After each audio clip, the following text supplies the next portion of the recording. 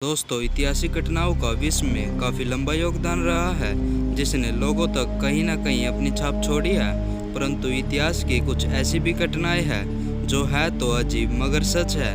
क्या आप ऐसी घटनाओं के बारे में जानना चाहते हो तो हमारी इस वीडियो को पूरा लास्ट तक जरूर देखें। आज मैं आपको इस वीडियो में उन घटनाओं के बारे में बताऊंगा। दोस्तों, जैसा कि हम जानते हैं कि दुनिया को बनाने में लाखों ऐतिहासिक घटनाओं ने अपने अपने स्थान पर योगदान दिया है, परंतु इतिहास में कुछ ऐसी भी घटनाएं हैं जो सच तो है लेकिन बहुत ही अजीब है, जिनके बारे में जानकर आप भी हैरान हो जाएंगे। तो आइए इस वीडियो के माध्यम से उन घटनाओं के बारे में जानते हैं। दोस्तों, मोहम्मद बिन तुगलक को इतिहास में बुद्धिमान मूर्ख के रूप में जाना जाता है। मोहम्मद बिन तुगलक मध्यकालीन भारत के दौरान दिल्ली सल्तनत का सबसे दिलचस्प सुल्तानों में से एक है, जिसने भारतीय उपमहाद्वीप के उत्तरी हिस्सों और दक्कन पर भी किया था। दोस्तों, बुद्धिमान मूर्ख के रूप में इसलिए सुल्तान को जाना जाता है क्योंकि प्रशासनिक सुधार करने के लिए वे अधिकतर योजनाओं और निर्णय सही से नहीं ले पाए हैं। जैसे कि उन्होंने टोकन मुद्रा की शुरुआत की। 14वीं शताब्दी के दौरान दुनिया भर में चांदी की कमी होने के कारण उन्होंने चांदी के सिक्कों का मूल्य के बराबर तांबा सिक्का पेश किया था, जो आर्थिक अराजकता का कारण बना। पूरे भारतीय उपमहाद्वीप पर शासन करने के लिए उन्होंने अपनी राजधानी दिल्ली और दौलताबाद स्थानांतरित कर दी। दोस्तों, उन्होंने नई राजधानी को स्थानांतरित करने के लिए विधानों को संगीतों समेत दिल्ली को पूरी आबादी के दौलताबाद शिफ्ट करने को कहा। जब तक लोग दौलताबाद पहुंचे, मोहम्मद बिन तुगलक ने अपना मन बदल दिया और नई राजधानी छोड़ने और अपनी पुरानी राजधानी दिल्ली जाने का फैसला लिया। स्थानांतरण राजधानी की योजना पूरी तरह विफल रही थी। चलिए दोस्तों, दूसरी अजीब घटना की ओर बढ़ते हैं। द्वितीय विश्व युद्ध के दौरान रूस पर हिटलर का आक्रमण। इतिहासकार यूटर रॉबर्ट की किताब द स्टॉर्म ऑफ वार के अनुसार 1941 में हिटलर का रूस में आक्रमण करने के लिए उसकी सेना आमतौर पर बीमार थी, या यह कह सकते हैं कि वहां के ठंडा वातावरण होने के कारण हिटलर के आदेश अनुसार जर्मनी ने रूस पर 22 जून 1941 पर आक्रमण शुरू कर दिया था। उस समय वहां बहुत ठंड थी और जर्मनी की पुलिस ने रूस को सैनिकों और पर्याप्त ऊनी टोपी, दस्ताने और ओवरकोट जैसी वस्तुओं को नहीं पहुंचाया था। युद्ध के दौरान ठंड की वजह से खाना और भी पर्याप्त समय तक नहीं पहुंचा पाए थे और सैनिकों को इतनी ठंड में रहने का कोई अनुभव ही नहीं था। दोस्तों, ये जानते हुए भी कि ठंड काफी है, सैनिकों के पास न तो गर्म कपड़े थे और न ही खाने को हिटलर ने कुछ भेजा। परिणाम स्वरूप हजारों सैनिकों ने अपना अंग खो दिए थे। उनकी नाक, उंगलियां और अन्य अंग ठंड में फट गए थे। कई सैनिकों ने अपने बालों और पलकों को खो दिया था। आंखों से पलकें जम गई थी। इतना ही नहीं, सैनिक इतने दिनों तक भूखे थे कि वो अपने घोड़े को ही खाने लगे थे।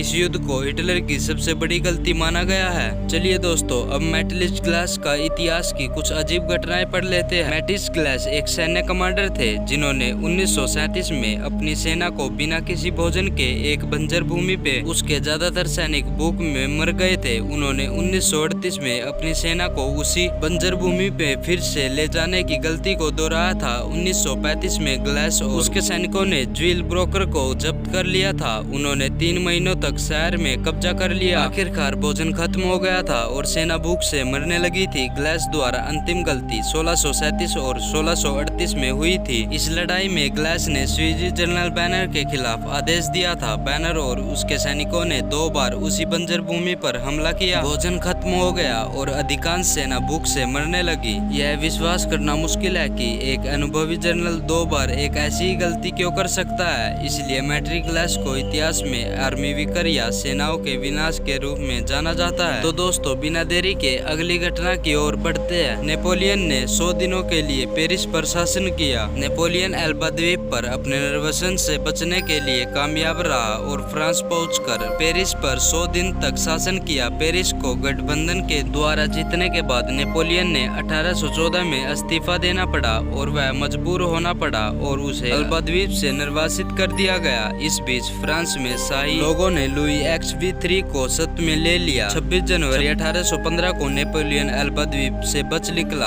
और मार्च 1815 को फ्रेंच मुख्य भूमि लौट आया। लुई XV3 ने नेपोलियन के खिलाफ अपनी सेना 5वीं रेजिमेंट को भेजा, जिसने पहले रूस पे नेपोलियन के सेवा की थी।